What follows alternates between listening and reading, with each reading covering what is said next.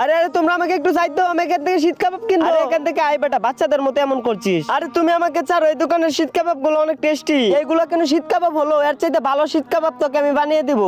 পাতলু ভাইয়া, এই দেখো আমার কাছে অনেকগুলো শীত কাবাব, তোমার ভাইয়া তোমাকে শীত কাবাব কিনে দিবে না। আরে এদের কথাই কান্দিস না, আগে বাসায় চল, তোকে অনেক টেস্টি শীত কাবাব বানিয়ে দিব। এই তো সব জিনিস রেডি, এগুলো দিয়ে কি বাজারের শীত কাবাবের মতো হবে? আরে বেটা, বাজারের গুলা থেকে বেশি টেস্টি হবে। আরে তাহলে তো আজকে অনেক মজা করে খাবো। জলদি করে সবগুলা সবজি এবং গুস্তু কাটিতে কেটে নিলাম। এই তো সবজি কাটা শেষ, এখন এগুলাকে তেলের কড়াইয়ে ছেড়ে দিতে হবে। এই তো আমি বেশি করে কড়াইয়ে তেল ঢেলে দিলাম। এখন আমি কাটিতে কাটা সবজি এবং গুস্তুগুলো লড়ার ভিতরে ছেড়ে দিলাম। এখন এগুলাকে উল্টিয়ে পাল্টিয়ে দেই, তাহলে সেই স্বাদ হবে। বন্ধু মোটু পাতলু আজকে অনেক সুস্বাদু শীত কাবাব বাজতেছে। যা তাহলে আজকে আমরা ওদের পাশে শীত কাবাব খেতে যাবো, লেটস গো। এই তো শীত কাবাব হয়ে গেছে, এখন এগুলাকে টিয়াতে তুলে ফেলি। এখন এগুলার উপরে সুস্বাদু মরিচের সস দিয়ে দেই। আরে ওই পাতলু, এই যে তো শীত কাবাব হাজির। ওয়াও, আজকে তো এগুলো আমরা মজা করে খাবো, একটাও কাউকে দেব না। শুরু করি। আম আম আম, সেই টেস্টি। পাতলু সবগুলো তোর জন্য।